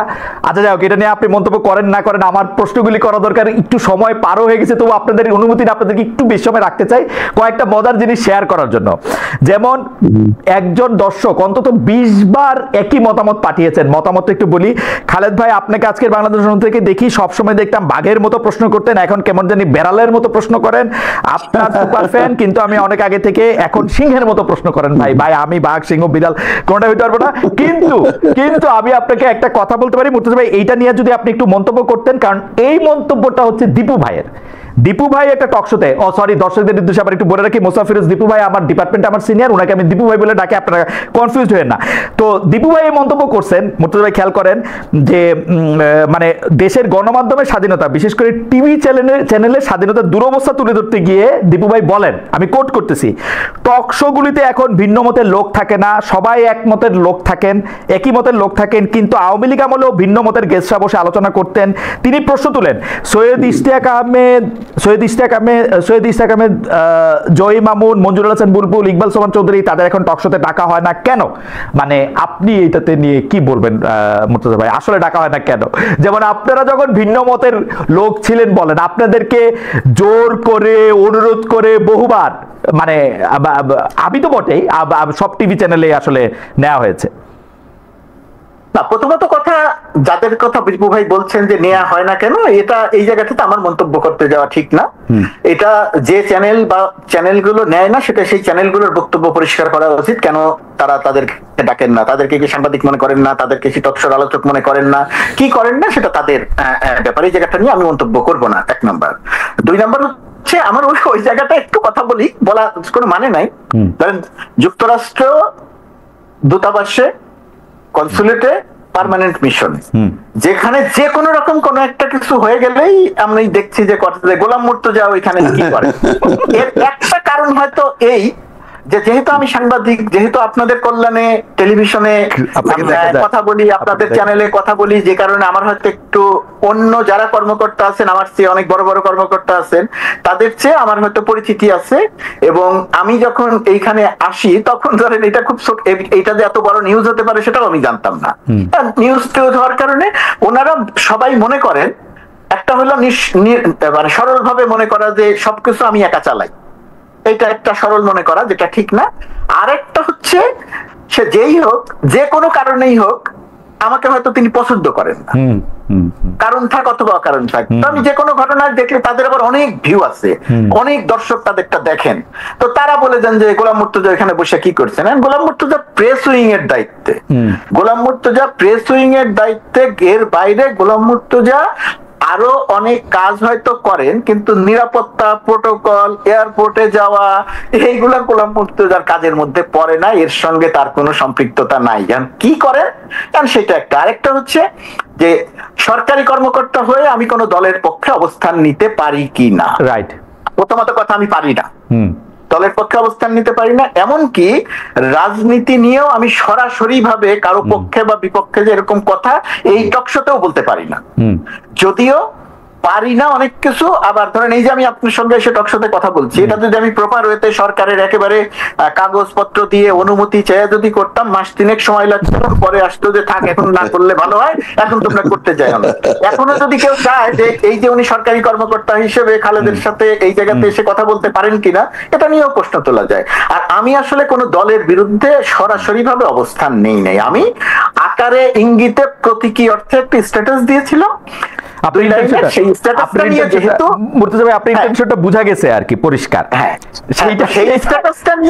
সেই স্ট্যাটাসটা নিয়ে কথা উঠেছিল, তখন আমি নিজে রিয়েলাইজ করেছি যে যেহেতু এটা মনে করে নেওয়া হচ্ছে যে সরাসরি ভাবে পক্ষ বিপক্ষ হয়ে গেল, এই কারণে আমার এটা থেকে সরে আসা দরকার। আমি সেখান থেকে সরে এসেছি এবং আমি মনে করেছি যে এটা আমার কাজটা ঠিক হয়নি, এটা আমি ভুল করেছি। আচ্ছা, আমরা দীপু ভাইয়ের কাছে, দীপু ভাইয়ের কথার প্রসঙ্গে একটু গিয়ে আমরা শেষ প্রসঙ্গে চলে আসবো, আপনাদেরকে আর আটকাই না। দীপু ভাই, আপনি কি মনে করে সেই মানে কথাগুলি বলেছিলেন, 2 মাস পার হয়েছে, আসলে 2 মাস আগে আপনি এটা বলছিলেন, এখন আপনি চেঞ্জ দেখেন কিনা? যদি চেঞ্জ না দেখেন, তাহলে কিসের জন্য না দেখেন আর কি, দীপু ভাই?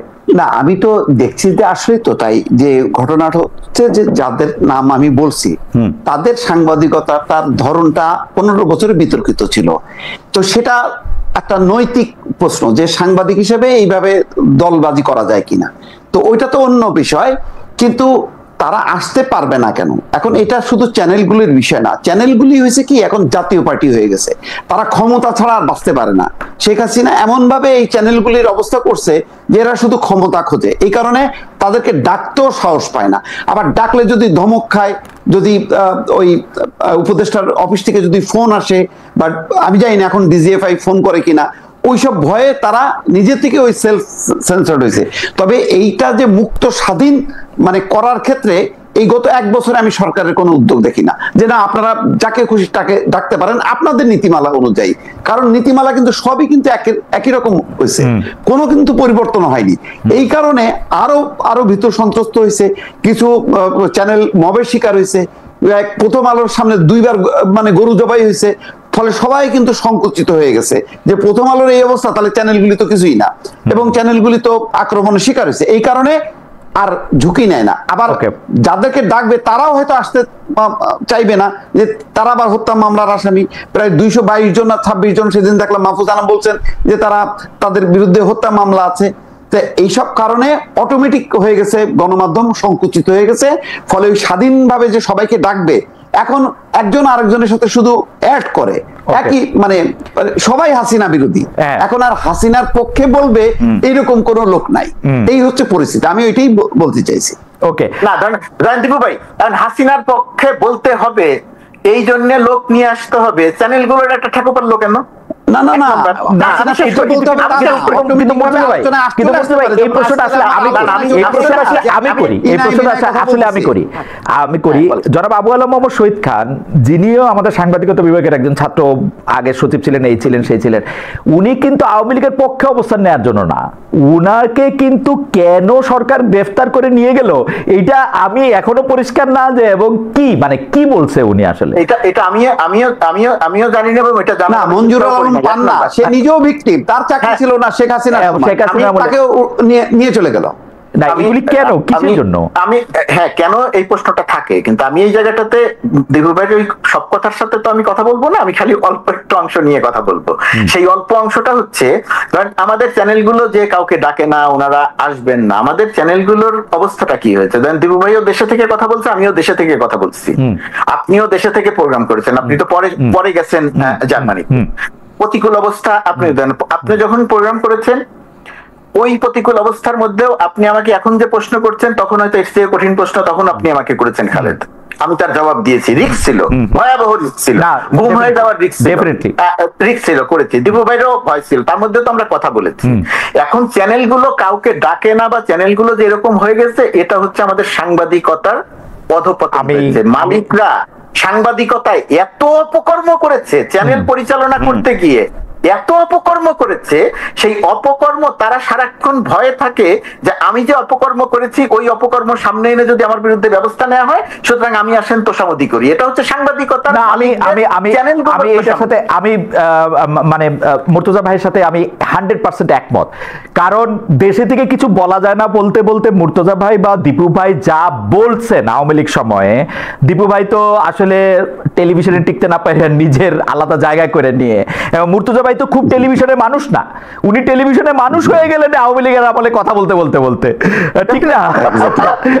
ঠিক না, উনি তো প্রিন্টের মানুষ, আপনি তো প্রিন্ট, হ্যাঁ মানে না, এটা একটা আমি বলবো যে এটা একটা হয়েছে। তবে মুর্তজা ভাই, আমরা যেটা আশা করি, মানে দীপু ভাইয়ের বক্তব্যের লেজ ধরে আমি বলতে চাই যে এই যে আবু আলম মোহাম্মদ শহীদ খানকে গ্রেফতার করা, এই মঞ্জুরুল হাসান পান্নাকে তুলে নিয়ে যাওয়া, এগুলির বিচার বা এগুলির ব্যাপার যদি আসলে দীপু ভাই ভয়েস রেজ করতেছে, কিন্তু এগুলি যদি আমরা কথা না বলি, তাহলে একটা পর্যায়ে কিন্তু মানে আমাদের আর কথা বলার জায়গাই থাকবে না। মানে এইটা আমরা মনে হয় যে দীপু ভাই ডেফিনেটলি কথা বলতে হবে খালেদ, ডেফিনেটলি কথা বলতে হবে। আমি ওই যুক্তিতে বিশ্বাস করি, কেউ যদি মিথ্যা বলে সেইটাও তার বলার অধিকার থাকতে হবে, কিন্তু আমার দায়িত্ব যে সে মিথ্যা বলছে এটা বলা। দীপু ভাই যদি আজকে একটা ভুল তথ্য দেন, তাহলে আমি দীপু ভাইয়ের সাথে এখন মারামারি করব না, ঝগড়া করব না, আমি দীপু ভাই ভুল তথ্য এই সময় যদি আওয়ামী লীগের কাউরে পাইতাম তাহলে তো ক্ষোভটাও ঝাড়তে পারতাম, তর্ক বিতর্ক করতে আমার বলতেও পারি। আমার মনে যে দীপু ভাই, আমরা যদি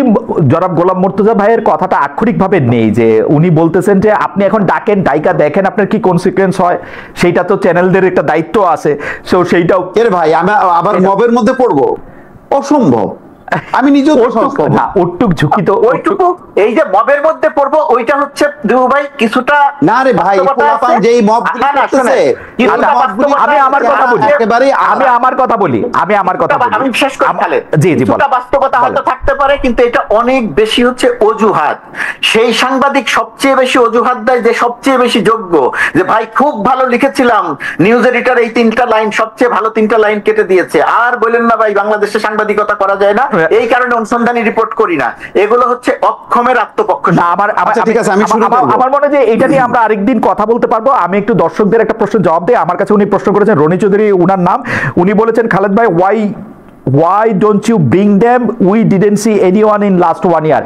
ভাই আমি আবারও বলি, আওয়ামী লীগের যারা নেতা আছেন, প্রধানতম নেতা আছেন, তাদেরকে আমি চেষ্টা করি আনার জন্য, কিন্তু আমি আওয়ামী লীগের যারা প্রথম সারির নেতা, ঘোষিত নেতা আছেন, তাদের সাথে যোগাযোগ করা পর্যন্ত তারা কেউ আমাদের এখানে এখন পর্যন্ত আসার জন্য রাজি হন নাই।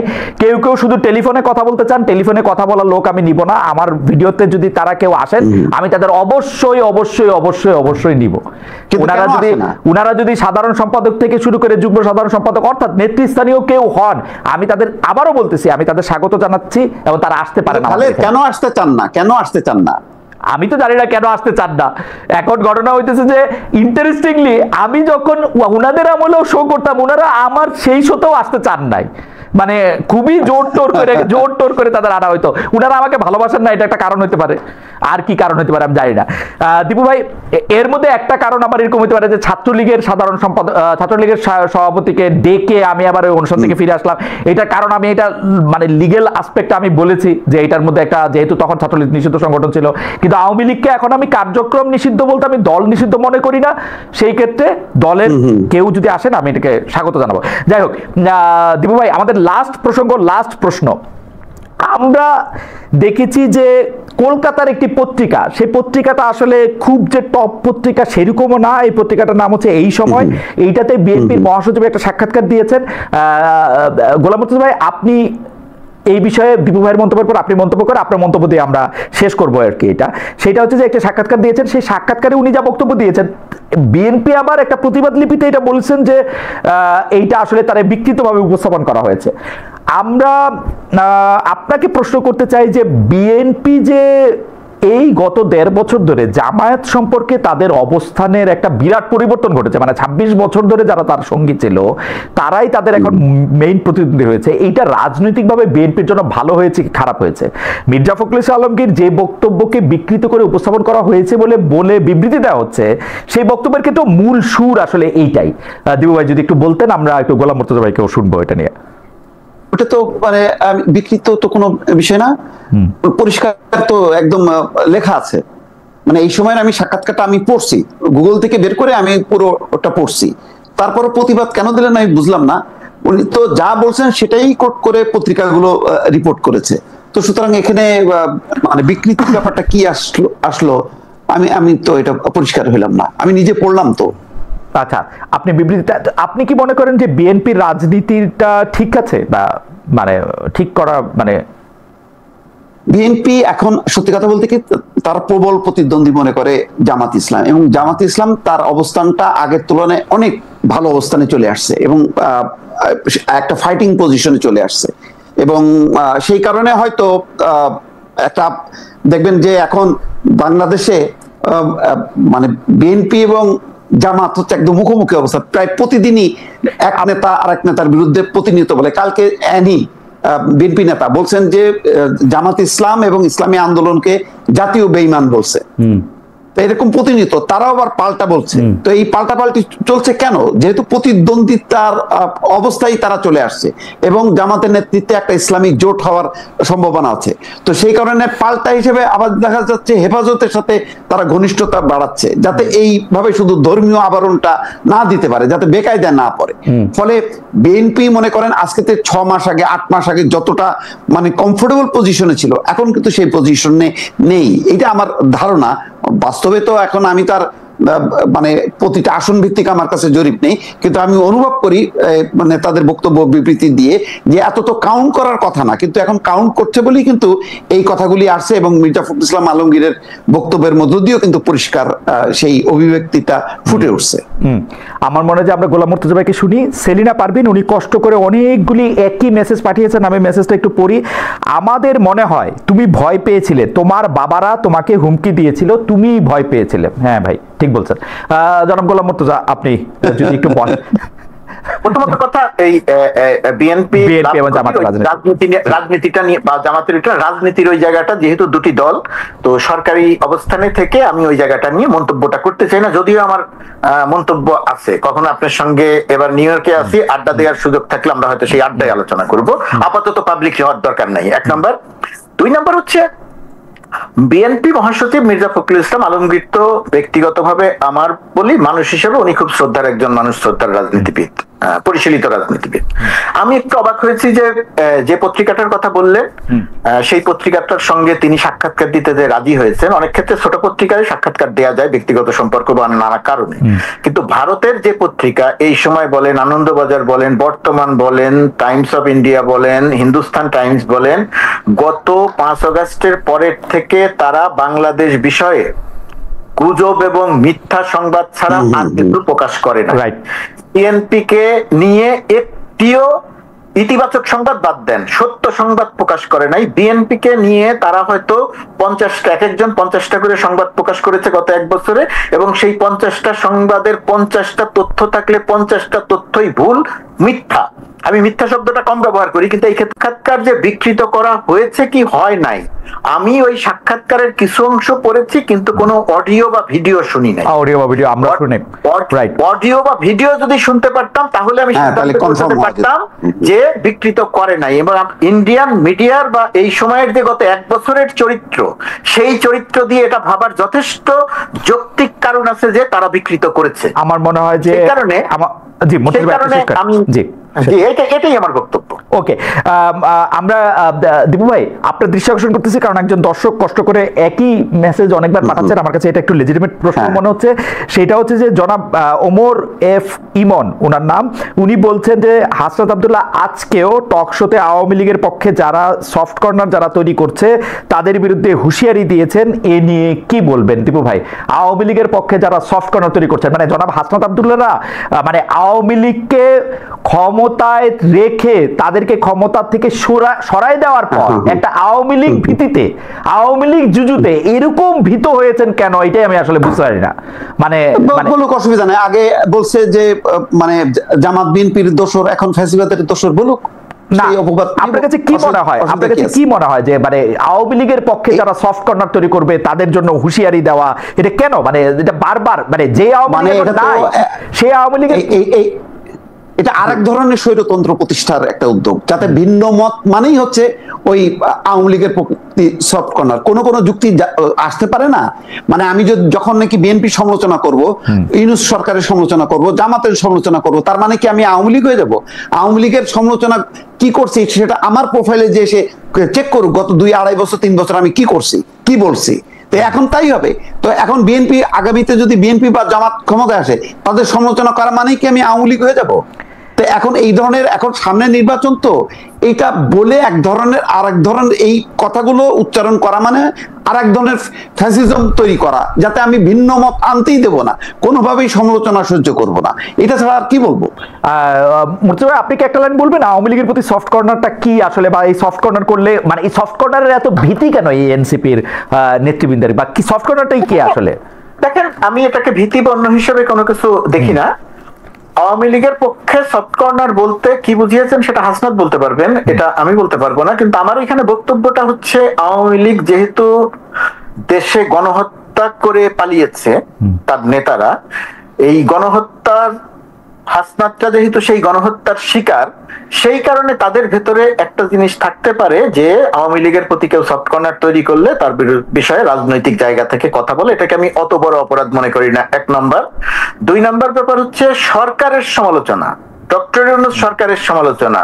ধরেন ওই যে যারা লিখতেছেন যে গোলাম মুর্তজা কি করলেন, এইটা বলাটাকেও আমি অত বড় কোনো ইয়ে করি, এটা করা যাবে।